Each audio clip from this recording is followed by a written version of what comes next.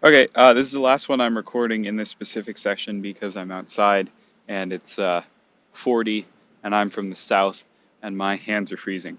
So I'm going to go in after this. But we're going to go over kind of a category that I'm calling vector field facts, which is just recognizing, patterns and properties of vector fields. They have a different way of asking these questions on the final than they do on exam 2, but we're going over both. So hopefully that'll be a little bit helpful. So the graph below is the gradient vector field of which equation. There's a shortcut that I use for these that they like to ask, but really let's just go through and take a look at the graph. So we see we've got some interesting axis behavior over here as x increases, the x component of our gradient vector also increases. So that's something to notice. And that over here we see that these arrows are pointing into the origin on the y-axis. That's telling us that as y increases, our gradient, I should kind of put something over here, our gradient vector, uh, decreases.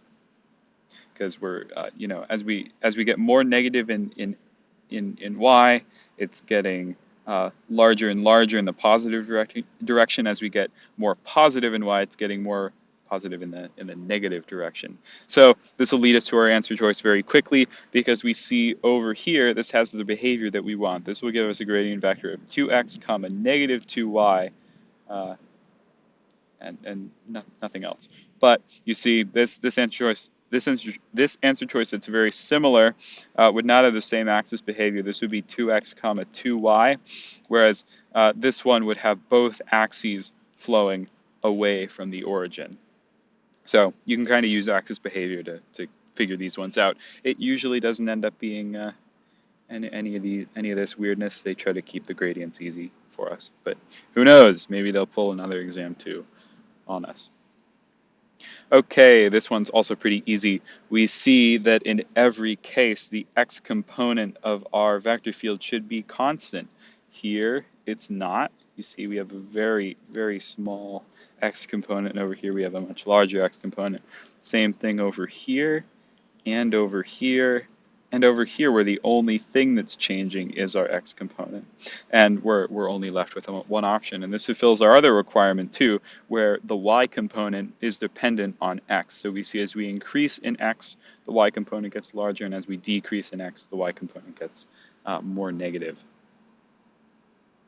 Okay, we can do the exact same thing that we did on our earlier question and just look at axis behavior. We found earlier that if we see this kind of situation happening, and we have an axis that whose gradient vectors are pointing towards the origin, that lets us know that the coefficient on the potential function that made that vector field for that axis, for that x or y value, in this case it's our x value, has to be negative. So we see that that's fulfilled by only one answer choice, and we can just make our gradient vector to negative 2x, 2y, and we see that this does fulfill our requirement, as when we increase in x, the x component of our vector gets more negative, and as we decrease in x, it gets more positive. Okay, these can really trip you up, but they're actually not as bad as one that I used to think that they were. So pretty much it's just knowing what functions you can do what to. So let's just go through. We're looking for which of the following expressions are meaningful. Can we take the gradient of a vector field? Nope, we can only take the gradient of a scalar function. Can we take the gradient of a scalar function? Yup. And that will give us a vector field. And can we cross that with a vector field? Yeah, sure, that's fine. That is good. Can we take the divergence of a scalar function? No, we cannot. We can only take the divergence of a vector field. Can we take the curl of a vector field? Yeah, sure. Can we take the curl of the divergence of f? This one is a little bit tricky until you realize, like I did a couple days ago, this one took me a really long time for it to click. The divergence of f is a cross product, a dot product. It will return a scalar field. You cannot, a scalar function. You cannot take the curl of a scalar function. So we're left with 2 and 4. Okay, which of the following expressions are meaningful? This is a very similar, well, it's literally the exact same question, except some of the answer choices are different. Can we take the curl of a scalar field? Nope. Can only take the curl of a vector field. Can we take, I'm just skipping around here for fun, can we take the curl of a vector field? I mean, yeah, sure, I guess. In fact, if you go take a look at the curl, divergence, and gradient video, we had to do that once. Can we take this cross product over here? Well, okay, in order for it to be a cross product, it has to be two, vector fields, vector functions. This will give us a vector function. So that gets a check mark. And this guy, no, that's going to give us a scalar function because it is more bell tower. It is a dot product. So this will return a scalar function. So this thing cannot be crossed. And we're done. 2 and 4 again.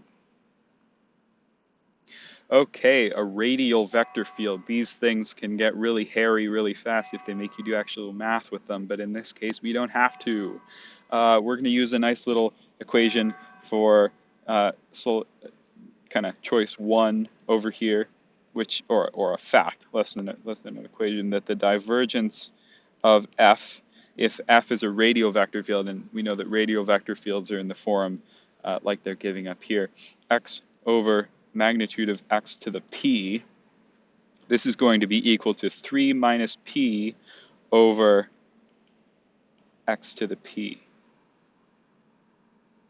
And okay, so we can apply this pretty quickly. What's the divergence of f going to be? Well, in our case, p is 3. 3 minus 3 is 0 on our numerator, and so the divergence will be 0 on its maximal domain of definition. And I'm pretty sure that you can kind of conceptualize this as if we have a radial vector field with a p-value of greater than 3, as we kind of, draw a larger and larger circle. Let's say we've got the origin here, and we know that radial vector fields, all they do is point out. That's an important thing to note later. But they get weaker and weaker as you get farther and farther away. So one way to think of this is if you drew a circle infinitely far away and took the the divergence of the vector field through that path or through that surface, you would get 0. Okay, is the curl of f 0 on its maximal domain of definition? Well, yeah, only because of the fact that it's a radial vector field, and so all it does is point out. None of these vector fields are curled away from the origin at all.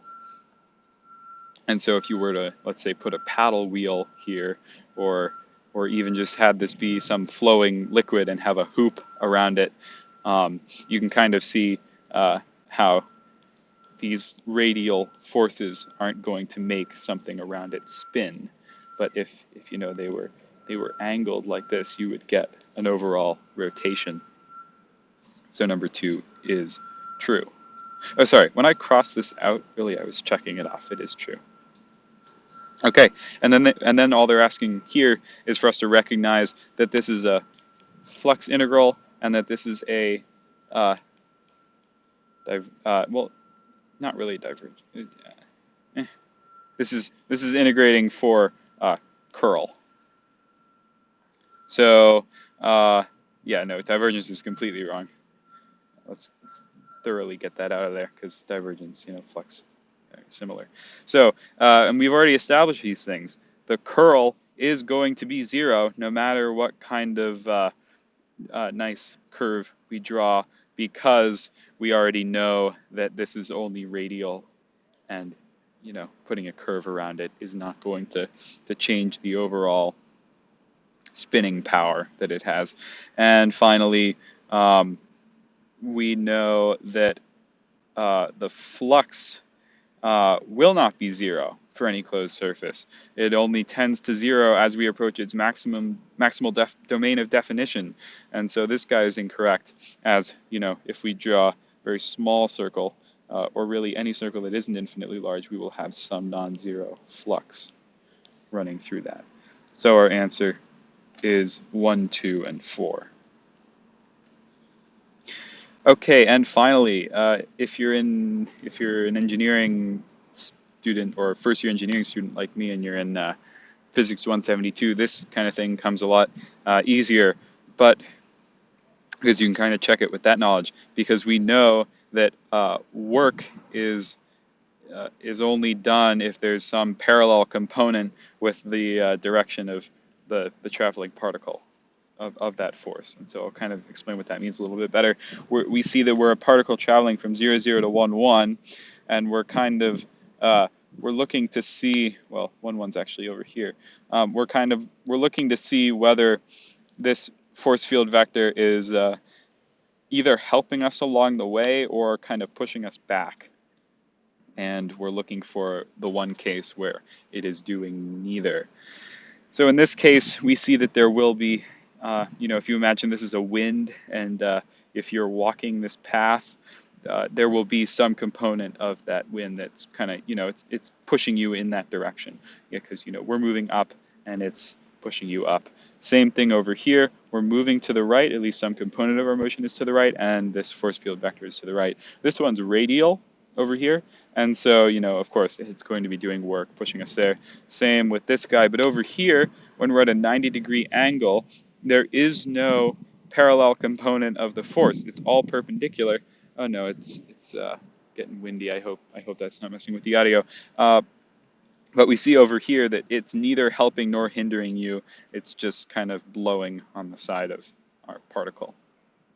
And that's it. I really hope I didn't mess up, one of these. If I did, you'll get 30 points if you can let me know, and I'll give you a shout out or something. I'd really like to find these mistakes before, like, 2 hours before the exam, like some of them got pointed out last time. So thank you, and hope this was helpful.